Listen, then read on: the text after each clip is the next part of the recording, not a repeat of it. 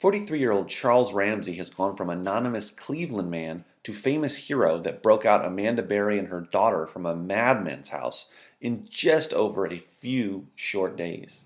While Ramsey himself is uncomfortable with the label of hero, many have gladly slapped that classification on him. After hearing the mortal screams of Berry from inside Ariel Castro's house, Ramsey and another neighbor were able to free her from the home. According to Ramsey's CNN interview with Anderson Cooper, Castro had, quote, done torture chambered it in some kind of way, locked it up, so that they had to break the bottom of the door for Berry and her daughter to crawl out. However, after the initial few days of lauding Ramsey as a hero, details of Ramsey's criminal past came to light, and some began questioning his heroism.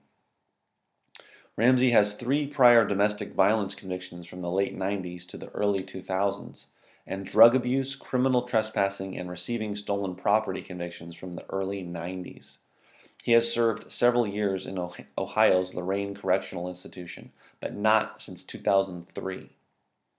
While it initially might appear that his past felonies have no direct bearing on his actions in freeing Berry and her daughter, it turns out they might. Ramsey said in his initial TV interview that he thought Berry was screaming because of spousal abuse, which is why he went to help.